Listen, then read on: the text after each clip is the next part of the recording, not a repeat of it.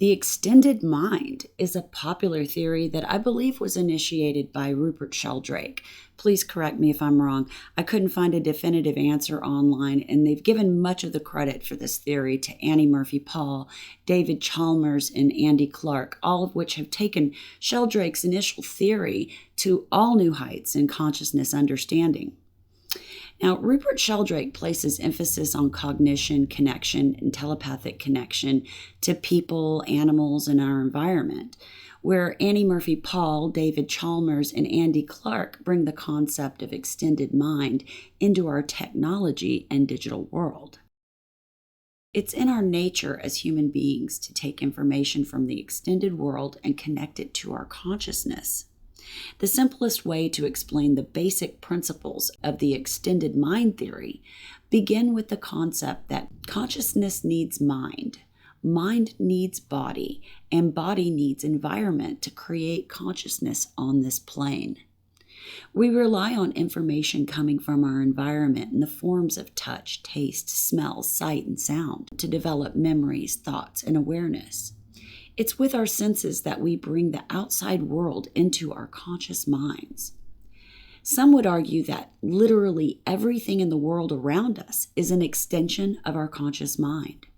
Without memories, what would our conscious mind have to draw from? Without the extension of the mind into the outer world through our senses, how would we attain any level of cognition to create consciousness? Without cognition, there would be no consciousness. What would there be consciousness of? Our cognition of the world around actually interfaces with our brain, creating mental hooks. From a very observant position, our consciousness is constantly absorbing and connecting with the world around. We're continually creating mental hooks that can lead us back to memories or ideas. These hooks are what we use to access our memories. A good example of this is seen daily when we use our cell phones for various mental tasks, like storing phone numbers, photos, and documents.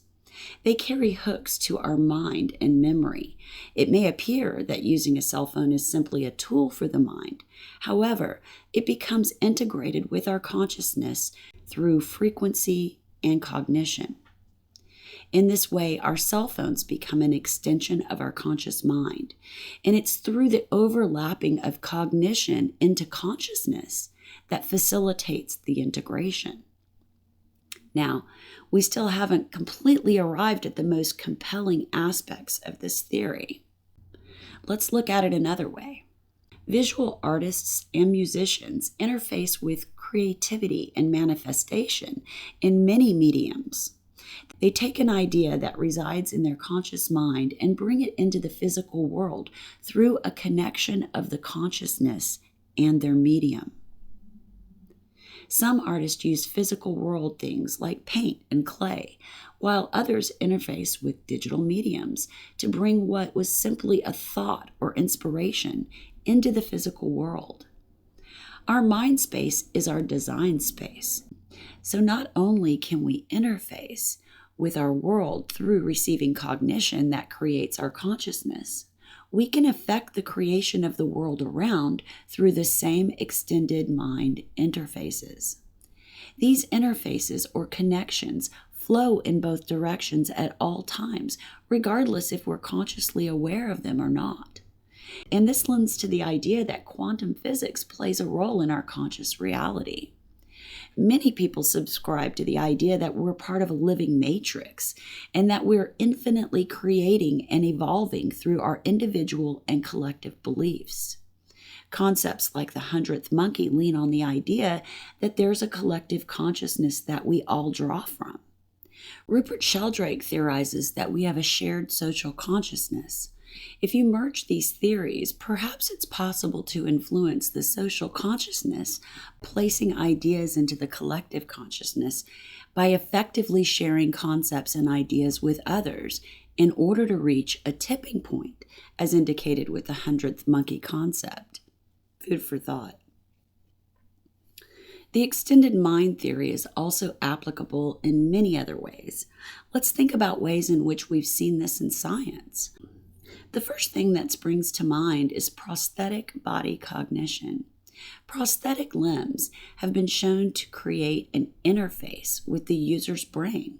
After the use of a prosthetic device for a period of time, the user starts to integrate with that prosthetic and begins to feel as if it's a natural part of their body. Another good example is cochlear implants. Patients become integrated with a new electrostimulation of the brain as it becomes part of the normal cognitive function. This is because the external component is a part of the cognition of their mind into consciousness. This is a very literal example. Martial artists practice using a form of the extended mind as well. Qi is life force.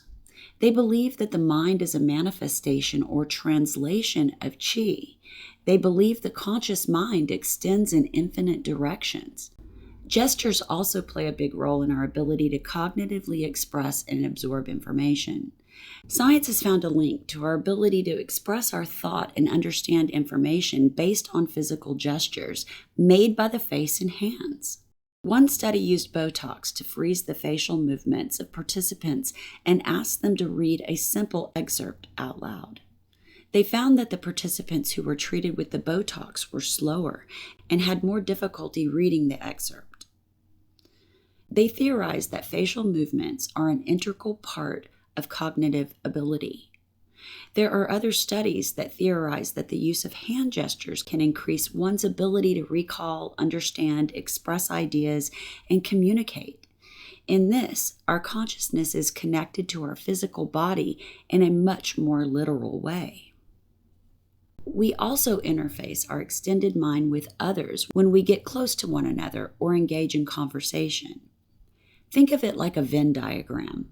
We have a circle for Kitty and a circle for Bob.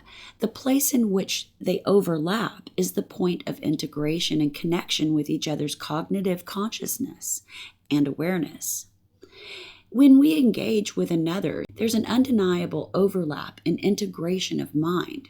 Regardless if we agree with one another or not, there's an integrated space created between two or more people when they engage with one another. That even reaches to large crowds. With a professional speaker, for example, there is a collective cognitive space created among everyone that's connected or present and aware in the crowd. The same holds true for concerts and plays and virtually any case in which we come together for a common purpose. There's a collective integration of consciousness. Most people are completely unaware of it, but it's all part of the extended mind. Think about the way we connect online through social media. You know how it feels when you're simply connecting through a post. There's a level of consciousness that we feel between us on a cognitive and conscious level. There's a frequency or connection that is reached that's way beyond the text on the screen. This is another way we use our extended mind. And there's question if integrating with digital mediums, even on the simplest levels, may actually improve our intelligence. Of course, I have to ask the question, what about psychedelics and consciousness-altering drugs? I suppose none of that would be possible without having a body to sense with and the ability to cognitively disseminate the experience. If you had a body with no senses and had never experienced a sense of any kind, no memories from which to draw creativity or thought, would a psychedelic experience equate to nothing? Again, consciousness needs mind needs body needs environment. It's all part of a complicated system that works together in a very integrated experience. Thus, everything in our environment is an integration of our extended mind. Without our physical body, we have no connection to the consciousness on this plane of existence, which begs us to ask, what would our minds be if they had never been exposed to sound, sight, touch, taste, or smell? Would there be any memories? What would our thoughts consist of? Some children have been known to carry memories from past lives during the first few years of their lives on this plane. There are some interesting stories about children remembering their previous name and details of that life. but their memories always seem to fade away as they get to the age of about 6. And this is when the brain begins to move into alpha frequencies of about 7 to 14 hertz. Interesting, isn't it? Our brainwaves have an impact on our consciousness. From the age of about 2 to 7 years, our brains are in theta, which is about 2 to 7 hertz in frequency. Prior to that, the brain is in delta, which can be from 0.5 to 2 hertz.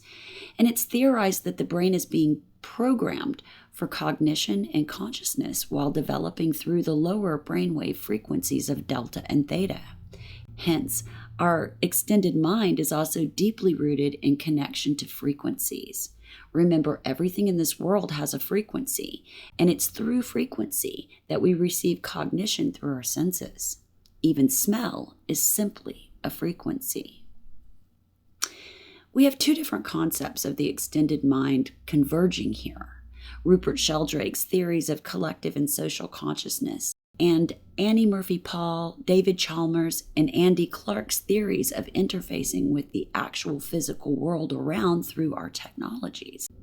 Together, they create a vision of a human being intricately integrated into the world around through consciousness, cognition, thoughts, memories, and experiences. So I hope this video opens your mind to the possibilities. Take a moment to think of the ways that your mind actually works outside of itself and what is going on there in all different aspects of your life. It's a really interesting thought experiment, and I hope you enjoy it. So please do hit the subscribe button at the bottom of the screen. Show some support for the channel. I appreciate you all so very much. Thank you for watching. Take care.